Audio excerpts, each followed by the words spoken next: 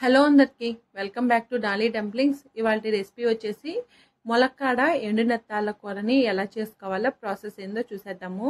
ఇది వేడి వేడి రైస్లో తింటే చాలా బాగుంటుందండి. ఈ రెసిపీని మీరు కూడా తప్పకుండా ట్రై చేసేయండి. ఇప్పుడు ఈ కర్రీని ఎలా చేసుకోవాలో ప్రాసెస్ చూద్దాము. దీనికోసం ముందుగా నేను ఇక్కడ 1 కప్పు ఎండు నెత్తాలని తీసుకొని ఈ ఎండు నెత్తాలకి తల తోక భాగాన్ని కట్ చేసి తీసుకోవాలి. అదేవిధంగా అన్నిటికీ కట్ చేసి తీసుకోవాలి. నేను ఇక్కడ ముందుగానే కట్ చేసి తీసుకున్నానండి. మీకు నచ్చితే తల తోక అలాగే ఉంచేసి కూడా కర్రీ చేసుకోవచ్చు. నాకైతే అలా ఇష్టం ఉండదు కాబట్టి ఇలా కట్ చేసి తీసుకున్నాను.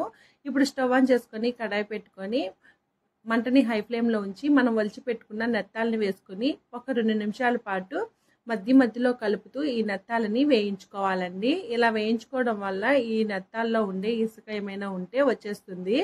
2 నిమిషాల తర్వాత ఈ నెత్తాలని ఒక బౌల్లోకి హాట్ వాటర్ని తీసుకొని ఇలా వేయించుకున్న ఈ నెత్తాలని హాట్ వాటర్లో వేసుకోవాలి. చూడండి కడాయిలో ఇసుక ఎంత ఉందో కదా, ఇలా చేయడం వల్ల ఇసుక అంతా నీట్గా వచ్చేస్తుందండి.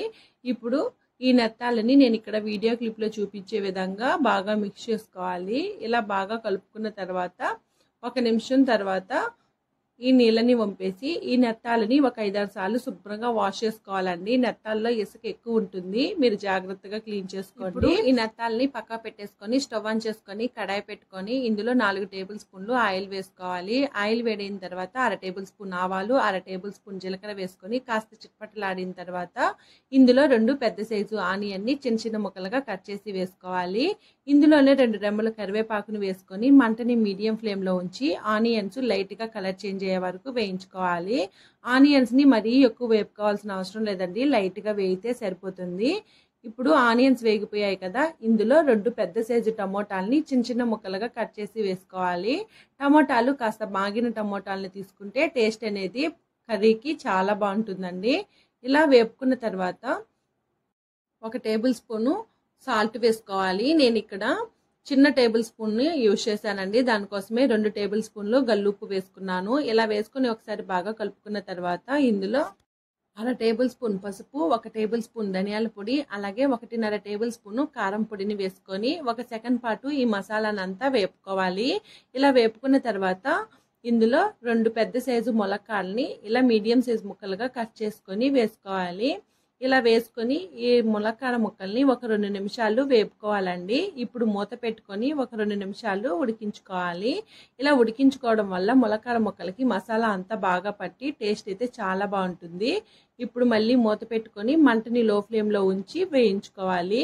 ఇలా వేయించుకున్న తర్వాత ఇప్పుడు ఇందులో ఒక పెద్ద గ్లాసు వాటర్ని యాడ్ చేసుకొని ఒకసారి బాగా మిక్స్ చేసుకొని మూత పెట్టుకొని మంటని మీడియం ఫ్లేమ్లో ఉంచి ఈ ములక్కాడ ముక్కల్ని ఉడికించుకోవాలి. ములక్కాడ ముక్కలు ఒక 70%ని ఉడికించుకోవాలండి. ఇలా మధ్యలో కలుపుతూ మూత పెట్టుకుంటూ ఉడికించుకోవాలి.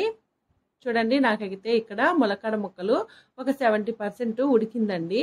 ఇప్పుడు ఇందులో మనం ముందుగా క్లీన్ చేసి పెట్టుకున్న ఎండు నెత్తాలని వేసుకొని ఒకసారి బాగా కలుపుకోవాలి.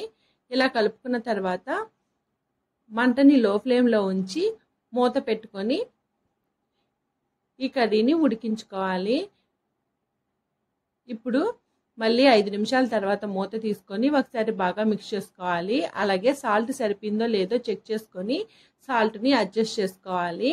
ఇందులోనే ఒక 5-6 వెల్లుల్లి రబ్బల్ని కచ్చాపచ్చాగా దంచి వేసుకోవాలండి. వెల్లుల్లి రబ్బల్ని వేసుకోవడం వల్ల టేస్ట్ అయితే చాలా బాగుంటుంది. ఇప్పుడు మళ్ళీ మూత పెట్టుకొని ఈ కర్రీని ఉడికించుకోవాలి. ఇలా కర్రీ కాస్త దగ్గర పడే వరకు ఉడికించుకోవాలండి. అలాగే ములక్కాడ ముక్కలు ఉడికాయో లేదో కూడా చెక్ చేసుకోవాలి. ఇలా 5 నిమిషాల పాటు ఉడికించుకున్న తర్వాత 5 నిమిషాల తర్వాత మూత తీసుకొని ఒకసారి ములక్కాడ ముక్కలు ఉడికాయో లేదో చెక్ చేసుకోవాలి. ఇప్పుడు మూత తీసుకొని కర్రీని ఒకసారి బాగా మిక్స్ చేసుకోవాలి. అలాగే ఈ కర్రీ పలచగా ఉంటే టేస్ట్ అనేది బాగుండదండి, కాస్త గట్టిగానే వండుకోవాలి.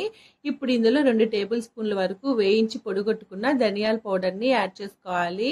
ఈ వేయించి పొడిగొట్టుకున్న ధనియాల పొడి వేసుకోవడం వల్ల కర్రీకి మరింత టేస్ట్ వస్తుందండి.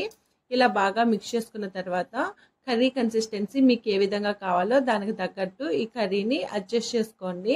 నాకైతే కాస్త గట్టిగానే చేసుకుంటున్నానండి, గట్టిగా ఉంటేనే బాగుంటుంది కర్రీ. ఇప్పుడు ఇందులో సన్నగా కట్ చేసుకున్న కొత్తిమీరని యాడ్ చేసుకొని ఒకసారి బాగా మిక్స్ చేసుకోవాలి. అంతేనండి, ఇంకా స్టవ్ ఆఫ్ చేసేసుకొని దీన్ని వేడివేడిగా సర్వ్ చేసుకోవడమే. ఇది వేడి వేడి రైస్లో చాలా బాగుంటుంది. చూసారు కదా ఎండు నెత్తాల కర్రీని ఎలా చేసుకో. మరిన్ని రెసిపీస్ కోసం మన ఛానల్ని సబ్స్క్రైబ్ చేసుకోండి. Thank you for watching.